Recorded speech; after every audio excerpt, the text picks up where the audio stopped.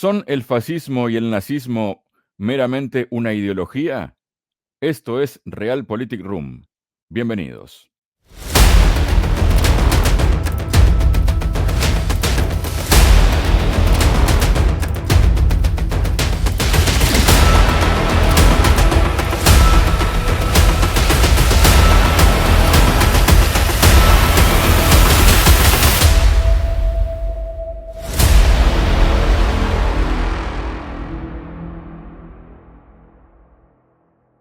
Hola, bienvenidos a otro episodio de Realpolitik Room y tal como anticipábamos en la presentación del programa, vamos a tratar un poco el tema sobre el nazismo y el fascismo y para ello estoy junto al presidente de la consultora de Kai Center, Adrián Celaya. Adrián, bienvenido a Realpolitik Room. ¿Cómo estás? Hola Javier, estupendamente, encantado de estar contigo, como siempre. Muchísimas gracias, Adrián. Y bueno, eso es un tema que se plantea, ¿no? ¿Qué hay detrás? Si es solamente una ideología, cómo ha surgido todo esto. Y hay allí un trabajo de Kai Center, ¿no? Que habla justamente, ¿no? De posmodernismo, neonazismo, modelo emergente, ¿no? ¿De qué va el posmodernismo? ¿Cuáles son sus raíces y qué vinculación puede tener con el neonazismo y el fascismo, Adrián? Sí, vamos a ver, el posmodernismo se suele considerar como la ideología o la cultura dominante de forma creciente en los últimos 40, 50 años, la ideología o la cultura del modelo neoliberal, se suele decir. Bien, entonces lo que hemos hecho es al final identificar qué elementos claves yacen detrás de esta ideología y de esta cultura y vemos cada vez más cómo hay, no solo los hemos identificado nosotros, hay muchos autores que los han identificado también, han identificado elementos comunes con las ideologías y los movimientos fundamentalmente fascistas y nazis de la segunda y la tercera década del siglo XX. Esto es algo que a primera vista parece llamativo porque las estéticas, las apariencias externas de ambos movimientos culturales son muy distintas. Sin embargo, profundizando en las bases reales detrás de estos movimientos, vemos hasta qué punto se parecen, tienen elementos comunes desde el punto de vista de quién está detrás, sus motivaciones, sus objetivos, etcétera, ¿no? Hay que tener en cuenta, claro, la importancia que todo esto tiene precisamente en el momento actual en el que estamos probablemente ante un cambio geopolítico radical que también va a estar seguramente ligado con un cambio cultural fundamental, ¿no? Entonces, ante estas situaciones es muy importante posicionarnos con respecto al análisis, primero analizar cuál es la ideología dominante, que todos seamos conscientes de esto, porque al final nuestras motivaciones personales y colectivas se basan en ideologías de este tipo. Es decir, por un lado tenemos motivaciones personales que están relacionadas con nuestros propios intereses como personas y luego hay motivaciones sociales que están relacionadas en principio con lo que deberían ser los intereses sociales, los intereses comunes. Pero dentro de esos valores sociales hay siempre una mezcla de lo que objetivamente, realmente son valores sociales, intereses comunes de nuestra comunidad y lo que son valores sociales inducidos, porque todos de una forma u otra intentamos incidir sobre esos valores sociales, ¿no? En nuestro ámbito. Pero claro, los grupos sociales que tienen más capacidad de incidencia inciden con mayor fuerza, sobre todo los que dominan los medios de comunicación, la cultura, los centros educativos, etcétera. Entonces, esos grupos de interés tienen capacidad de incidir en los valores sociales de tal forma que al final acabamos considerando como valores sociales en buena parte los que están generados a partir de intereses particulares. Entonces, cara a posicionarnos correctamente es fundamental distinguir dentro de las ideologías dominantes en qué parte esos valores aparentemente sociales responden al interés general, al interés de las personas y en qué parte son valores inducidos por grupos particulares, ¿no? Y el análisis de esto es lo que nos sitúa con mucha claridad en lo que son las bases del posmodernismo y también las bases de otros movimientos de inspiración y control corporativo como fueron el fascismo y el nazismo de los años 20 y 30. Entonces estamos, digamos, Adrián, para ubicarnos ante una ideología que tiene mucho de otras cuestiones por detrás y no es netamente ideológico, ¿no? Muchos intereses por detrás. Claro, bueno, esto de una alguna forma siempre sucede en todas las ideologías, ¿no? Es decir, lo que es la ideología dominante en cada caso es siempre una combinación de esos intereses objetivos de la comunidad y de los intereses particulares que intentan influir en la opinión pública, en la mentalidad, en los valores sociales. Entonces, por eso es muy importante que intentemos distinguir en cada caso y a la hora de posicionarnos personalmente, en qué medida cada uno de esos valores sociales, de lo que se nos está intentando vender como valores sociales, lo son realmente y en qué parte lo son inducidos a través de estas corrientes de interés particular. Pero claro, para eso necesitamos el análisis, y análisis racional y objetivo de cuál es la realidad la realidad de las cosas y la realidad de los intereses generales, ¿no?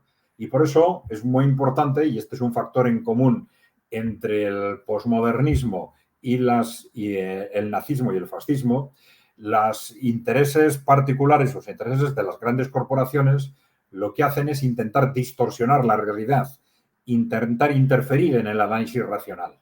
Y no es por eso extraño que se inspiren en filosofías, tanto unos como otros, en filosofías que cuestionan el análisis racional como instrumento para acercarse a la realidad. Y que digan, bueno, el análisis racional no es tan importante y es muy importante o más importante pues gestionar las emociones, los sentimientos, la imagen, lo que nos dicen los medios de comunicación, etcétera, ¿no? Pero claro, todo eso son instrumentos que utilizan estas ideologías corporativas para que no dejarnos analizar la realidad como es, ¿no? Ahí está, Adrián. Vemos, por ejemplo, ¿no? Justamente en esta diapositiva, ¿no? Bajo el título La distorsión posmoderna, que habla de que la sociedad actual, las corporaciones que la controlan, ha ido moldeando y distorsionando a su favor esas bases objetivas, algo que estabas explicando tú. Para ello se evita analizar objetivamente cada uno de los restos y este análisis racional se sustituye por la constante y creciente manipulación de emociones y sentimientos. De ahí la importancia del posmodernismo como filosofía e ideología que justifica prescindir del análisis racional. Esto, digamos, que va, digamos, de las partes interesadas de los grupos de poder que gotea, digamos, hacia la población, ¿no? Sí, vamos a ver, si vamos a las bases filosóficas de estos movimientos, nos encontramos con dos polos de referencia muy claros, que son Nietzsche y Heidegger. ¿Mm? Nietzsche y Heidegger. Tanto en el fascismo como en el nazismo, como en el posmodernismo. Y esta es la razón. Son filosofías que justifican prescindir del acercamiento racional a la realidad y valoran otro tipo de acercamiento, emocional, sentimental, etcétera. Entonces, claramente, distintos autores empezaron a relacionar inmediatamente, cuando ya surge el posmodernismo como filosofía en los 70, en los 80, ya empecé a decir, cuidado con estos movimientos porque se acercan conceptualmente bastante a lo que fueron las bases conceptuales del fascismo. Justamente, ¿no? Hablabas de los 70, los 80, el fenómeno posmoderno como ideología y cultura del periodo neoliberal que estabas explicando recién y que aquí vemos en esta diapositiva, Adrián. Cada vez más radical, el proceso se acelera con el fin de la Guerra Fría, años 90 del siglo XX, por distintas razones cada vez más cerca de las bases ideológicas del fascismo y del nazismo. ¿Cómo ha ido evolucionando todo esto durante los últimos 30 años, Adrián? Sí, vamos a ver. Por un lado, un aspecto, ese aspecto externo del nazismo, por un lado, y por otro lado del posmodernismo, decíamos que son aspectos, imágenes muy distintas y que choca porque da la sensación de que el posmodernismo es, vamos a decir, algo menos radical, más suave, ¿no? Por decirlo de alguna forma, ¿no? Sin embargo, en los últimos años, por un lado, ha habido una información que no teníamos antes que nos sitúa en el origen del posmodernismo, filosofías y estrategias realmente radicales, distópicas desde el punto de vista de cuestionar los antihumanas, vamos a decir. Y por otro lado hemos visto cómo la filosofía posmoderna se ha ido radicalizando en el tiempo hasta llegar en los últimos años a estrategias como las que están proponiendo a las grandes corporaciones de lo que llaman unos capitalismo inclusivo, otros feudalismo corporativo y tal, e incluso a extremos como lo que se está llamando transhumanismo, ¿no? Que son estrategias o filosofías que están propuestas desde las élites y que están siendo apoyadas sistemáticamente por las grandes corporaciones de forma organizada a través, por ejemplo, del Foro Económico Mundial y de filósofos como Harari, historiadores como Harari, etcétera, ¿no? Es decir, se está hablando ya incluso de proyectar esa concepción antihumana a la transformación del ser humano en algo distinto a través de la tecnología o de la biotecnología, e incluso se hace referencia a que la humanidad va a estar dividida en clases sociales que van a ser especies distintas. Y estas cosas se están diciendo una y otra vez y están siendo promocionadas desde las grandes corporaciones. Además de esos movimientos de control de la población desmedidos que se están produciendo también y se están lanzando primero como ideas y luego extendidas también desde las grandes empresas a todos los ámbitos sociales en los últimos años, ¿no? Claro, un elemento muy importante para entender esto es cómo las grandes corporaciones fueron las promotoras del fascismo y del nazismo, ¿no?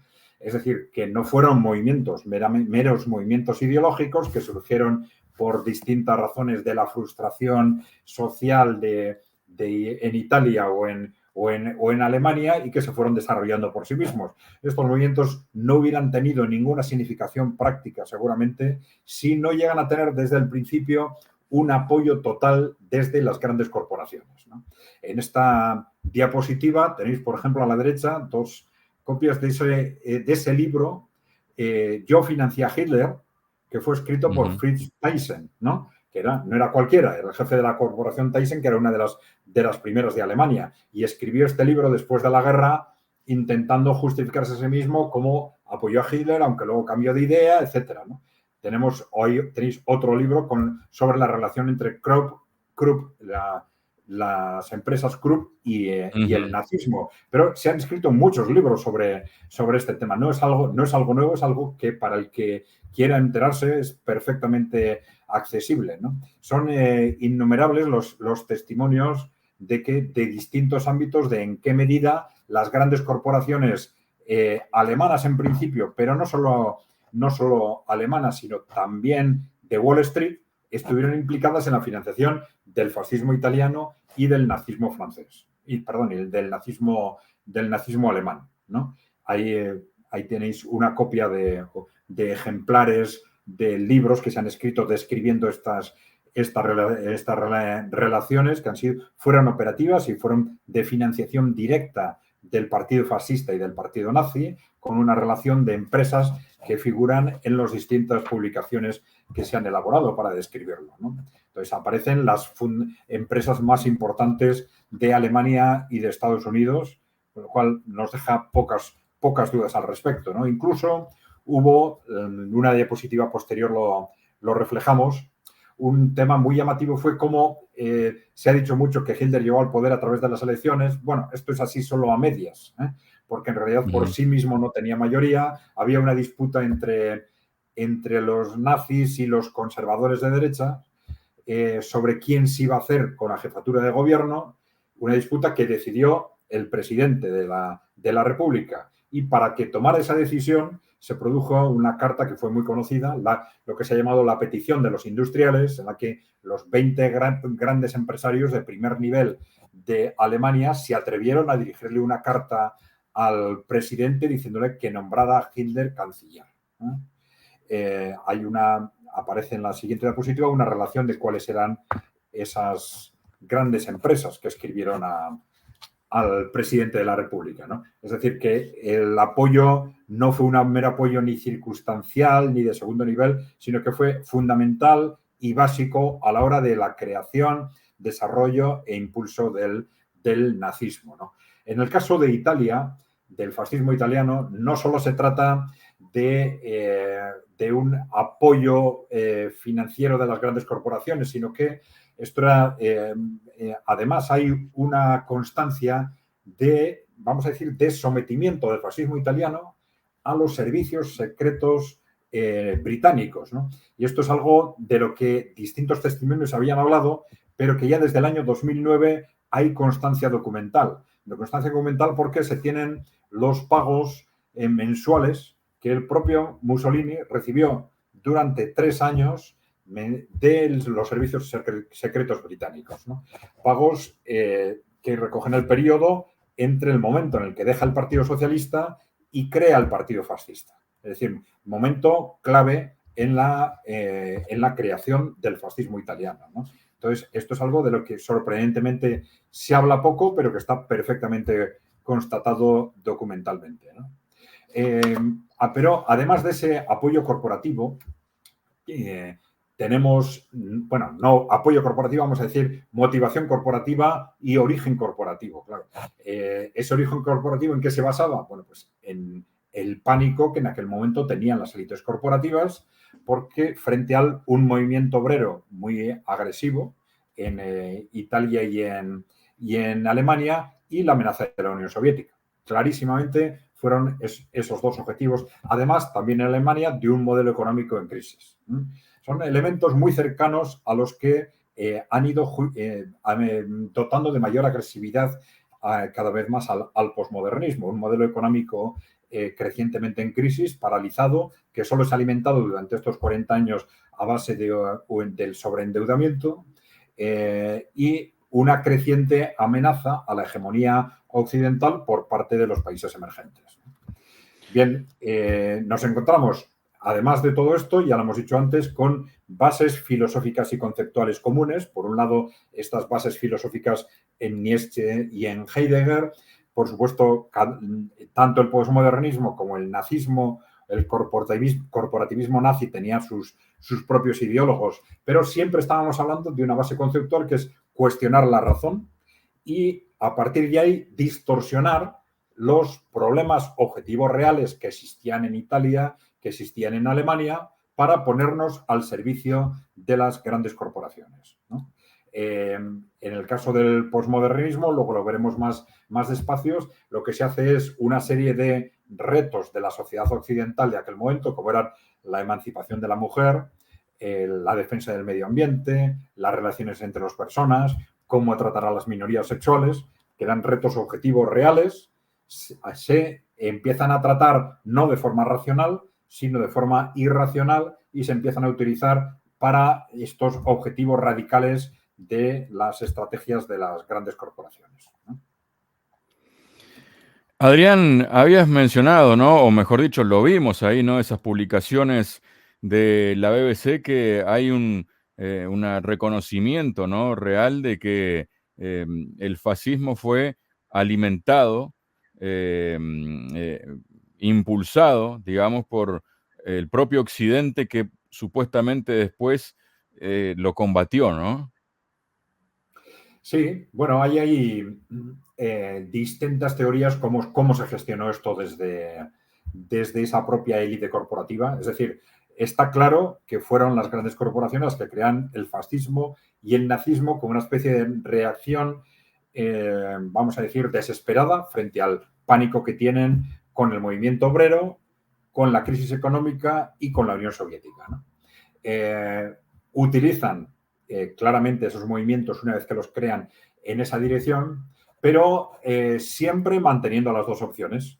La opción, vamos a decir, liberal en unos países, la opción radical en otros. También hubo movimientos corporativos pronazis, por ejemplo, en Estados Unidos, que incluso hubo un embrión de golpe de Estado en el propio Estados Unidos, precisamente con objetivos similares a los nazis, ¿no? Pero las grandes corporaciones estuvieron jugando las dos bazas permanentemente.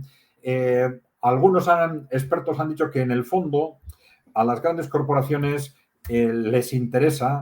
normalmente les interesa gobiernos débiles, ¿no? que los gobiernos débiles son mucho más fáciles de manejar. Esto lo hemos visto en Europa con mucha claridad en los últimos años, ¿no? Los gobernantes que son cada vez más débiles y cada vez más manejados por las grandes corporaciones, ¿no? Los gobiernos más débiles son los que más fácilmente se manejan desde el exterior. Pero ante circunstancias críticas sí son perfectamente capaces de decir, vamos a apostar por un gobierno fuerte que nos permita reprimir al movimiento obrero, que nos permita enfrentarnos y destruir, en aquel caso, a la Unión Soviética, ¿no?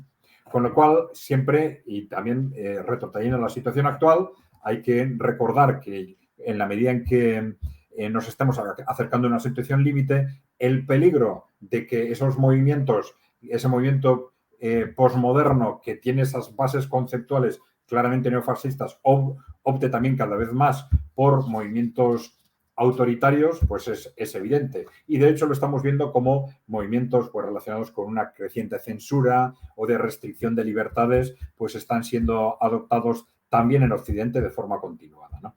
O sea que ese jugar con las dos estrategias es una digamos, una opción o una decisión o una estrategia también continuada por parte de las élites corporativas occidentales, ¿no? Adrián, luego aquí si seguimos avanzando en esta diapositiva vemos que hay 3 versiones del fascismo. ¿Cómo lo explicas a esto, Adrián? Sí, por lo que estábamos comentando, esas bases filosóficas comunes, objetivos comunes, origen común en cuanto a los intereses de las grandes corporaciones, objetivos de las grandes corporaciones, tanto económicos como de control. Bueno, vemos que estamos ante un movimiento de inspiración común, estamos ante 3 versiones del fascismo, una que sería el fascismo italiano, cuyas bases, vamos a decir, externas serían, o conceptuales serían el patriotismo, la religión o la tradición, un nazismo alemán también basado en el patriotismo, pero también en el concepto de raza y quizás más, desde ese punto de vista conceptual, más rupturista que el fascismo italiano, más agresivo también, ¿no? Y luego tendríamos el neonazismo posmoderno, que también tiene planteamientos ideológicos muy radicales. Vamos a verlo como un planteamiento muy claro desde el principio, es el de la reducción de la población, también la disolución de las comunidades humanas, el catastrofismo climático como instrumento de control y en los últimos años este movimiento tan radical, más radical que el movimiento nazi, que es el transhumanismo, ¿no? El transhumanismo. Sí, precisamente ahí estamos viendo en esta otra diapositiva, ¿no? El neonazismo actual es una ideología ultra radical, como tú decías, y las metas, ¿no? Reducir la población, de crecimiento, cambiar nuestros alimentos, hacer desaparecer o superar los pueblos, las culturas, la familia. Es ese borrado generalizado que se está haciendo a todo nivel y que lo vemos hoy en día en el discurso de cualquier político, sobre todo de los socialdemócratas, Adrián.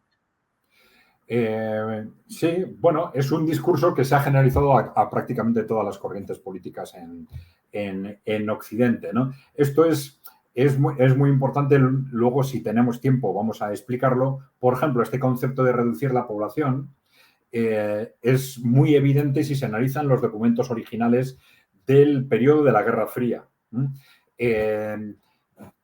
Por ejemplo, bueno, vemos que en todos esos documentos, sobre todo a partir de la Revolución China, en el año 49, empiezan a surgir documentos en Estados Unidos fundamentalmente que se alarman frente al crecimiento de la población en los países que no controlan, ¿no? Y entonces empiezan a desarrollar estrategias para decir qué hacemos para controlar, para reducir la población en esos países, ¿no? Y entonces nos encontramos con que consideran como instrumentos para reducir la población lo que ahora, durante estos años, se nos está presentando como documentos de avance social, ¿no? Y esto es muy importante, es decir, elementos en los que podemos identificar aparentemente mejoras sociales, como son pues, la emancipación de la mujer, instrumentos de control algunos instrumentos de control de la natalidad, como la difusión de los anticonceptivos, el acceso de la mujer al mercado de trabajo, es decir, que podemos identificarlos como instrumento de avance social. Estos documentos de la Guerra Fría y que se disparan a partir de los años 70, los identifican como instrumentos para reducir la población. Esto es tremendamente importante. Para ellos son, es decir, aunque a nosotros nos lo venden evidentemente de otra forma, para ellos son instrumentos para reducir la población.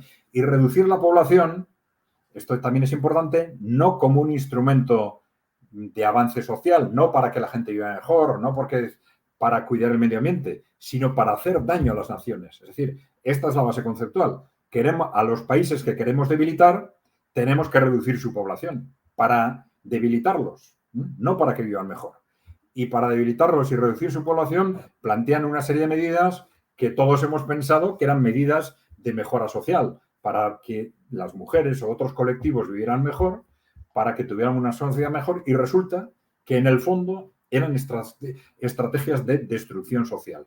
Esto es algo tremendamente importante para poder interpretar todo lo que está pasando, ¿no?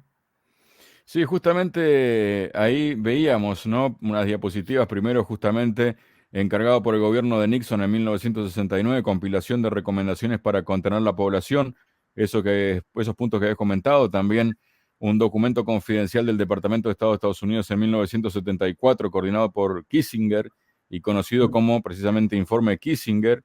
El documento fue desclasificado recién en el año 1989 y aquí vemos también el informe resulta un gran interés para interpretar, como decías, una vertiente fundamental de las políticas sociales y demográficas del periodo neoliberal. Es una agenda esta que viene de décadas, ¿no, Adrián? Sí, sí, esto es clave para entender lo que ha pasado y cómo se han movido las grandes corporaciones que estaban detrás de estos informes, ¿no? Tenemos el informe Rockefeller, el informe Kissinger, la creación también en esos años del Club de Roma, que ha tenido una extraordinaria influencia en Europa. El informe Kissinger tiene un interés particular, es tremendamente curioso porque en principio su enfoque es geopolítico, ¿no? Y se plantea precisamente desde la perspectiva que hemos comentado. Estados Unidos tiene un reto geopolítico porque los países que no controla crecen demasiado. Y entonces todo el documento se enfoca en esa dirección. ¿Qué tenemos que hacer para reducir la población de esos países? ¿Y cómo lo vamos a hacer? En el cómo, pues hace referencia a que vamos a utilizar las agencias gubernamentales de Estados Unidos, las agencias de la ONU, fundaciones y ONGs, es decir, todas las estructuras que se han a través de las cuales hemos visto cómo se han impulsado los movimientos posmofeministas, el posmoecologismo, el catastrofismo climático, las agencias verdes, etcétera, ¿no? Pero algo muy interesante de este documento es cómo al final del documento, prácticamente en un párrafo, curiosamente y extrañamente nos dice que, claro, para que los países en desarrollo acepten estas políticas, tenemos que aplicarlas también en los países avanzados, lo cual parece algo absurdo y contradictorio, ¿no? Si las quiero aplicar para debilitar a los países en desarrollo, no, ¿qué sentido tiene que las aplique también en los países avanzados? Con lo cual nos está reflejando que hay algo más que no se nos está diciendo en la voluntad de los que inspiran ese documento, que es que para ellos, en realidad, el enemigo no son los países en desarrollo, sino que es probablemente el conjunto de la humanidad, ¿no? Claramente así se puede leer, ¿no? Dice, como vemos, el informe acaba extendiendo estas políticas de reducción a la población, también a los países industrializados, ¿no? Lo que acabas de decir precisamente, Adrián. En este momento, entonces, eh, ¿qué perspectivas hay, digamos, ¿no? Socialmente en las sociedades, Adrián? Sí, bueno, sin detenernos, es decir, cada una de estas manipulaciones, vamos a decir, posmodernas este movimiento neonazi del posmodernismo necesitaría un análisis propio, ¿no? Es decir, cómo se ha manipulado el movimiento de emancipación de la mujer, ocultando los problemas reales de las mujeres y a través de un constante bombardeo emotivo de cuestiones secundarias, siempre en función de los intereses de las grandes corporaciones, intereses económicos e intereses de control y de reducción de la población, como hemos visto, cómo se ha manipulado el movimiento ecológico el movimiento de defensa del medio ambiente, también a través del catastrofismo climático, un catastrofismo que empieza en los años 70 con amenazas catastróficas que no se cumplen, pero da igual porque se inventan otras y se vuelven a no cumplir e inventamos otras, sin entrar ahora en el debate científico, que no es nuestro espacio, pero sino en la utilización efectiva que se ha hecho sobre esas alarmas catastróficas, ¿no? Bueno, podemos hablar también de los fenómenos migratorios, del anticulturalismo, cómo se han gestionado todos estos movimientos, ¿no? Pero nosotros en esta presentación que estamos haciendo sobre este tema, sí hablamos al final de cómo todo este movimiento posmoderno y culturas y estas ideologías posmodernas están en cuestión como consecuencia de lo que llamamos el modelo emergente, ¿no? Y aquí hay una cuestión clave, y es que esta ideología posmoderna no es aceptada y rechazada de pleno por los países no occidentales, ¿no? Vamos a decir, los países emergentes, por un lado, y los países de Asia y de África. Y ahí hago una excepción con Latinoamérica, porque Latinoamérica desde este punto de vista está muy occidentalizada, ¿eh? en cuanto a valores sociales, ¿no? Pero el conjunto de los países emergentes y en desarrollo rechazan radicalmente estos valores posmodernos occidentales y además conforman un bloque anticorporativo que lo hemos visto este año, que tiene un peso creciente y cada vez más organizado en oposición a Occidente, en un conflicto geopolítico que va a estallar rápidamente, seguramente ya está estallando, pero que se va a desencadenar de una forma u otra en los próximos años. Y esto nos está diciendo claramente que el posmodernismo va a ser puesto en cuestión muy rápidamente, ¿no? ¿Por qué? Porque el posmodernismo, que ya tenía, por un lado, una amenaza parcial con este movimiento trumpista conservador en Estados Unidos, pero ya va a estar sometido a una amenaza global porque se va a ver muy claro que el mundo en su conjunto no confía en estos valores, ¿no? Y esto es muy importante porque, claro, el posmodernismo tiene una serie de planteamientos que en sí mismos, analizándolos racionalmente, son disparatados, pero que se han mantenido porque no han sido cuestionados a través de ese control que las grandes corporaciones, ese control ideológico que las grandes corporaciones han tenido y tienen de prácticamente todas las ideologías de izquierda y derecha y centro en Europa y en Estados Unidos, pues los medios de comunicación trasladan constantemente estos valores como valores incuestionables, ¿no? Sin embargo, en la medida en que vamos a ver muy rápidamente, nuestras poblaciones van a ver enseguida que ese modelo emergente de los países emergentes rechaza estos valores, vamos a ver que el mundo en su conjunto lo rechaza, vamos a ver versiones alternativas, esto nos va a llevar inmediatamente a cuestionar esos valores. Hay que tener en cuenta que junto con ese cuestionamiento de valores y de cultura, tenemos también un acercamiento más racional a la realidad, más racional al análisis de los problemas y los retos reales de las personas y de los colectivos. Y esto es algo que ahora ya se ve muy claramente si comparamos cómo hacen frente a los desafíos económicos, tecnológicos, energéticos, medioambientales, pues por un lado Europa, por ejemplo, y por otro lado, pues India, China o Rusia, ¿no? Que hacen análisis mucho más fríos, objetivos y racionales, ¿no? Perfecto, Adrián. Creo que este es un tema que podríamos volver a tocar o ampliarlo, mejor dicho, en otro episodio de Realpolitik Room. No sé si estás de acuerdo. Sí, sí, perfectamente. Si quieres, podemos centrarnos ahora en el posmodernismo en cuanto tal y analizar esos movimientos uno por uno, cada uno de ellos, cómo han sido efectivamente transformados en la práctica y cómo son gestionados en este momento desde las grandes corporaciones y desde los intereses objetivos de los europeos o de los ciudadanos occidentales, ¿no? Muchísimas gracias, Adrián, por tu presencia hoy en Realpolitik Room. Estupendo, Javier. Gracias a vosotros. Un saludo.